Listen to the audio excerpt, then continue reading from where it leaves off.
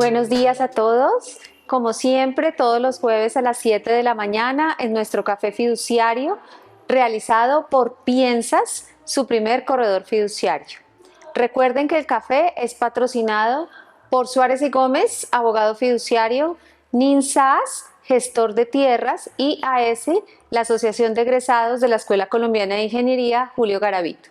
Hoy tenemos un tema de mucho interés y es qué significa ser beneficiario de área o beneficiario en un fideicomiso. Nos acompaña para este tema el doctor Omar Eduardo Suárez Gómez.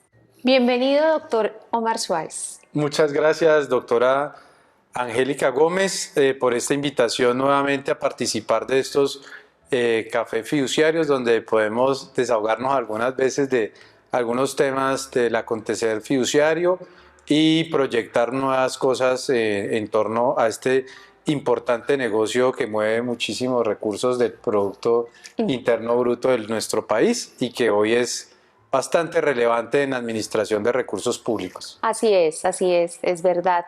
Bueno, este café tiene como temario el beneficiario de un fideicomiso. Realmente, todos aquellos que hemos sido o en alguna oportunidad vinculados a proyectos de construcción, hemos tenido esa calidad de beneficiario. ¿Qué significa ser beneficiario en un fideicomiso de un proyecto de construcción? Bueno, digamos que vamos a hablar puntualmente hoy de la figura del beneficiario de área, pero inicialmente, y que en estos días un estudiante de una especialización en el módulo de fiducia me preguntaba sobre el esquema triangular, que le habían dicho que cómo era el tema del esquema triangular en los negocios fiduciarios, y pues básicamente le explicaba que este es un negocio donde participa un fideicomitente, una fiduciaria y un tercero llamado beneficiario o fideicomisario. El fideicomitente o fiduciante es la persona que transfiere bienes a la fiduciaria para que con ellos se cumpla una finalidad establecida en el acto de constitución del contrato de fiducia mercantil en favor de ese beneficiario. Es decir, siempre la norma nos establece que debe haber esta figura triangular en estos tipos de negocios fiduciarios.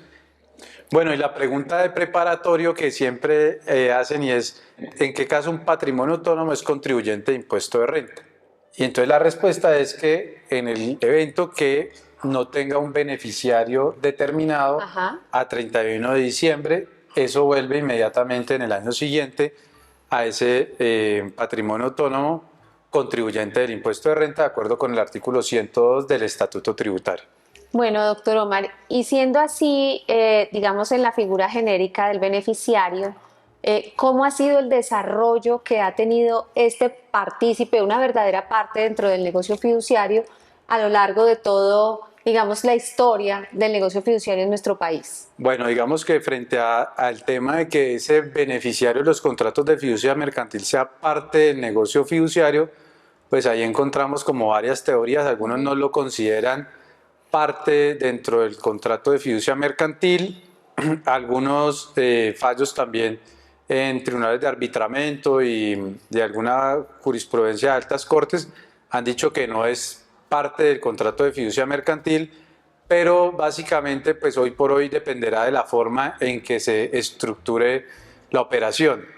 Y va a ser muy importante mirar el tema del beneficiario de área que participa en estos negocios, sobre todo se ha instrumentalizado para proyectos de construcción y la administración de recursos en proyectos de construcción a través de fideicomisos inmobiliarios, sí, básicamente de administración y pagos. Entonces ahí es donde vamos a entrar un poquito con este tema que nos ocupa el día de hoy. Bueno, siempre hemos visto que en los proyectos de construcción que se desarrollan a través del esquema fiduciario, las personas que compran las unidades inmobiliarias, que se denominan legalmente promitentes compradores, se vinculan en algunos casos como beneficiarios. Sí, entonces digamos que esa vinculación es muy sui generis y digamos que tiene unos aditamentos especiales y es que pues esto nace como un sistema asociativo. Entonces era un desarrollador constructor que quería garantizar de alguna forma que ya tenía sus compradores para proyectos pequeños de 20, 30 apartamentos máximo, y antes pues, llegaba la fiduciaria con sus inversionistas que querían adquirir unidades inmobiliarias y los vinculaba directamente en el contrato de fiducia mercantil como fideicomitentes y aportando unos recursos al fideicomiso con el fin de que ese desarrollador constructor, fideicomitente también del contrato de fiducia mercantil, con esos recursos construyera un proyecto inmobiliario. Por eso decíamos que el negocio arrancaba en punto de equilibrio, claro, que es, digamos, que uno de los temas importantes en estos negocios fiduciarios. Entonces, pues básicamente nos traían, el fideicomitente nos traía ya las personas que iban a aportar los recursos, cada uno tenía su plan de pagos dentro del contrato de fiducia mercantil o en una hojita anexa donde decía cómo iba a hacer sus pagos, si se atrasaba, si no pagaba, pues habían unas penalidades, pero todos estaban dentro de la misma estructura de contrato de fiducia mercantil y eran fideicomitentes beneficiarios de área.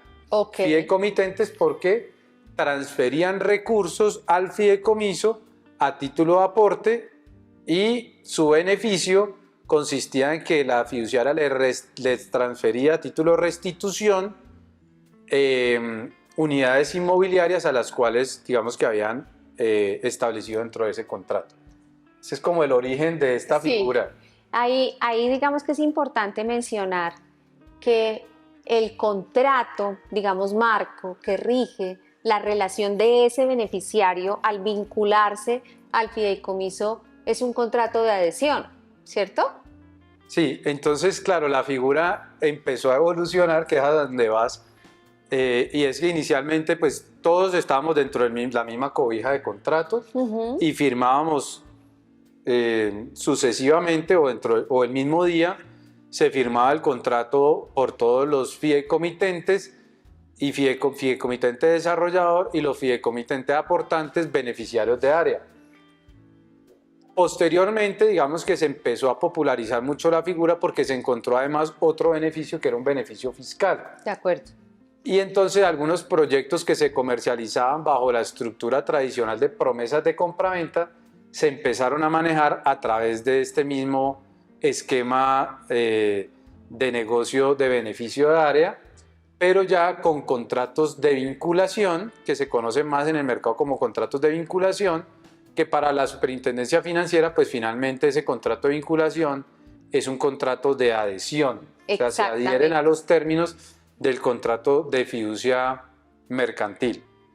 Hoy por hoy, ese contrato de adhesión tiene que ser autorizado previamente su texto por la superintendencia financiera, ¿es así? Sí, el artículo 146 del Estatuto Orgánico del Sistema Financiero y las circulares básicas jurídicas desde, yo creo que desde 2009, recuerdan esa o abocan esa disposición del Estatuto Orgánico del Sistema Financiero que indican que es un requisito, digamos, formal de validez de esos contratos, requisito formal de validez de esos contratos, el hecho de que sean de manera previa autorizados por la Superintendencia Financiera de Colombia. Y basta uno sentarse a revisar un poquito la página de la Superintendencia Financiera en cuanto a la parte de multas y sanciones de entidades fiduciarias, y digamos que muchas de esas es porque se utilizaron estos contratos de adhesión, de vinculación de beneficiarios de área, que digamos que la figura fue evolucionando, entonces ya no entraban todos de una, sino que se iban adhiriendo a ese contrato con posterioridad, pero no habían hecho aprobar ese contrato por parte de la Superintendencia Financiera y pues algunas entidades fiduciarias pues han sido objeto de multas por parte de la Superintendencia porque considera, y en efecto es en realidad, ese contrato como un contrato de adhesión. En ese sentido, hoy por hoy, estos contratos de vinculación, ¿por qué no establecen una fecha cierta para la firma de la escritura pública que transfiere el bien inmueble.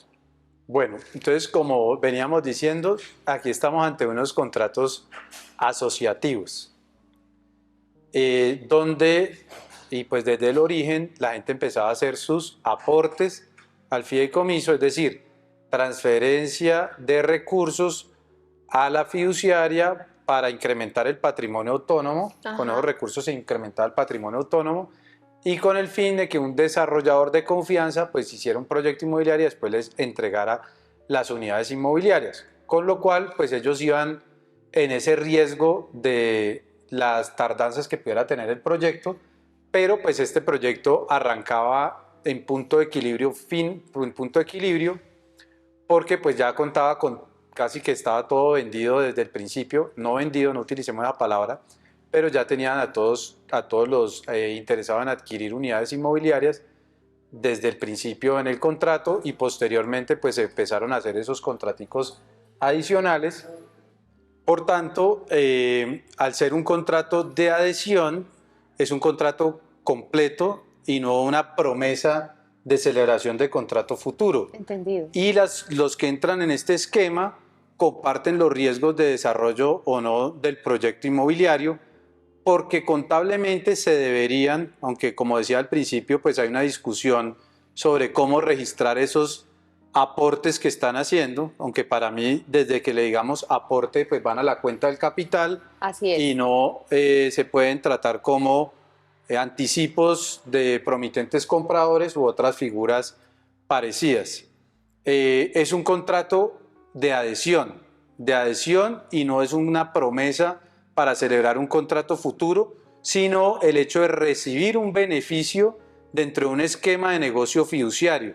Entonces estoy entrando en el negocio de fiducia mercantil, inmobiliario, de administración y pago en la mayoría de los casos, y hoy desde el principio hasta el final del desarrollo del proyecto inmobiliario, y la fiduciaria en ejecución de ese contrato de fiducia mercantil me escritura una unidad inmobiliaria a título de beneficio de área derivado de un contrato de fiducia mercantil.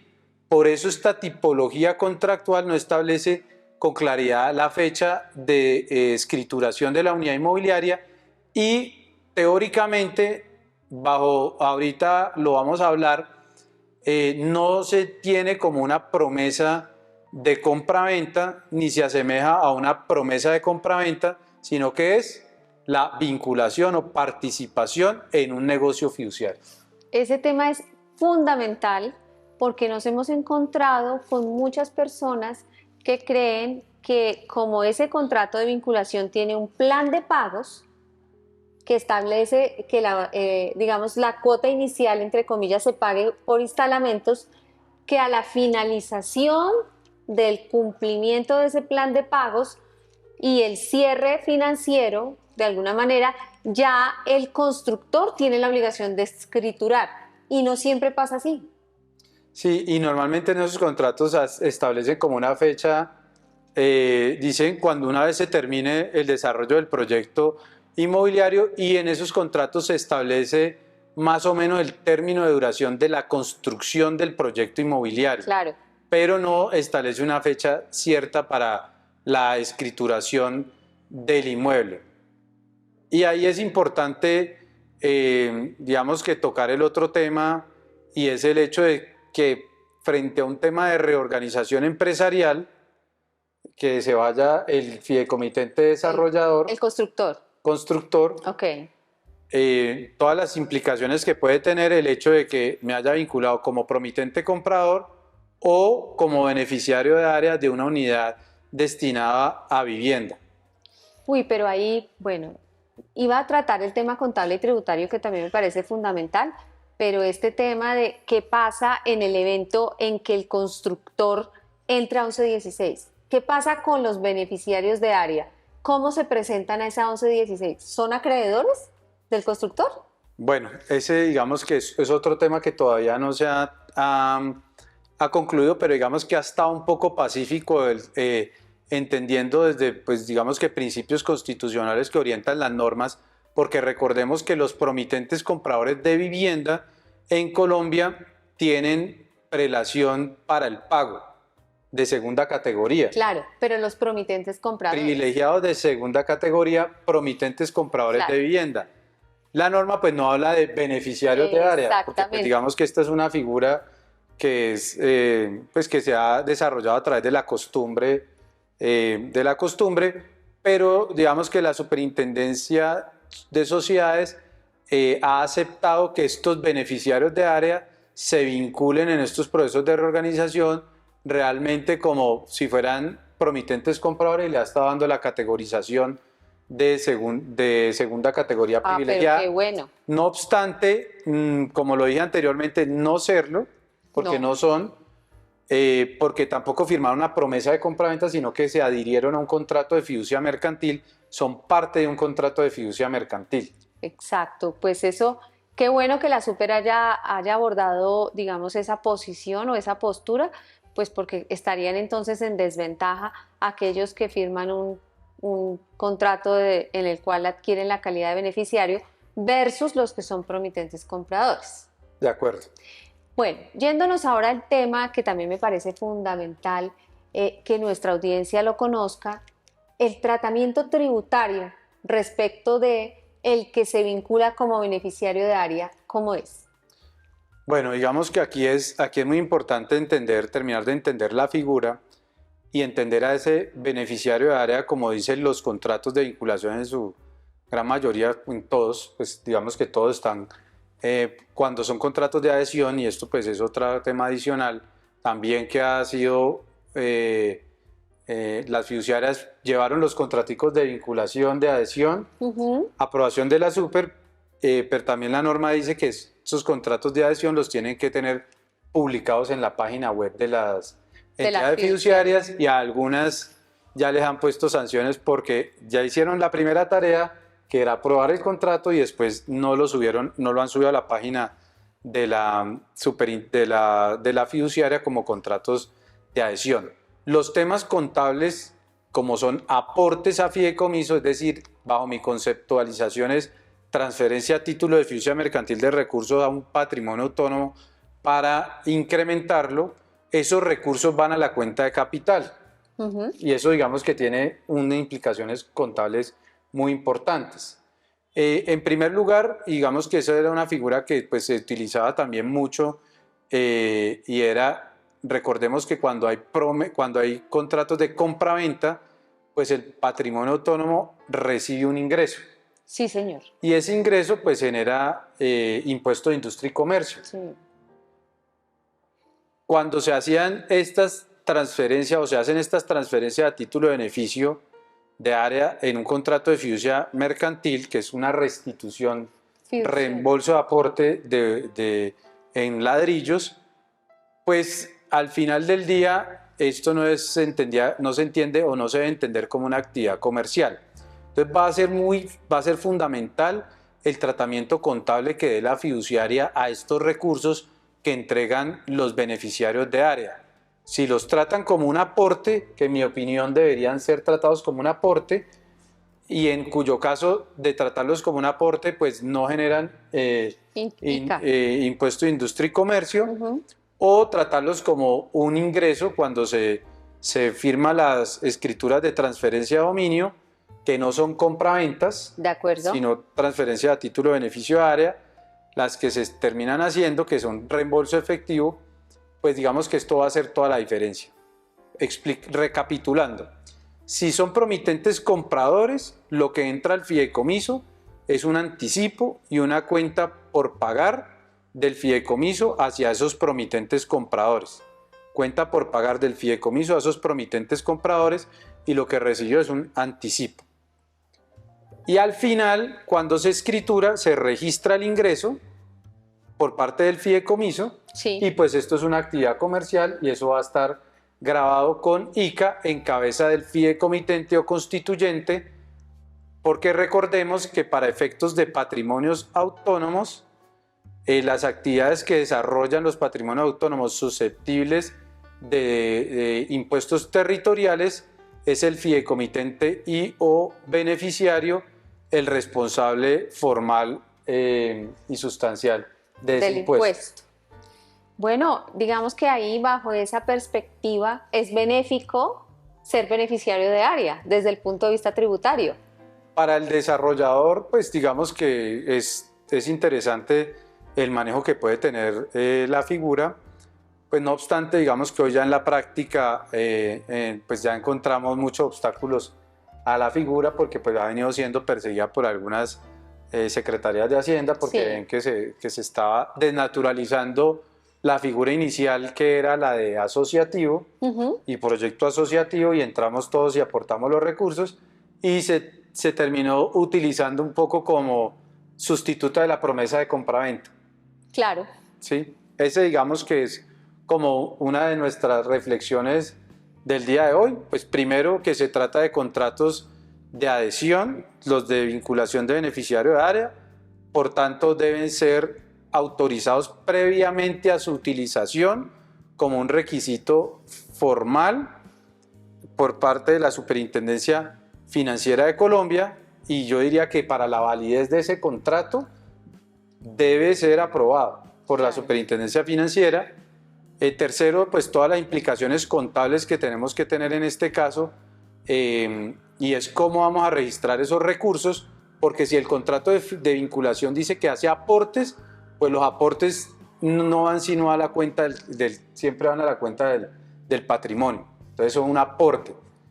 Y el cuarto, pues son los temas que se pueden derivar hoy por hoy de esta figura en manejos de reorganización empresarial, que como te decía, pues le están dando el tratamiento de promesas de compraventa para, digamos, de alguna forma favorecer a estas personas que entraron en este esquema de vinculación como beneficiarios de área.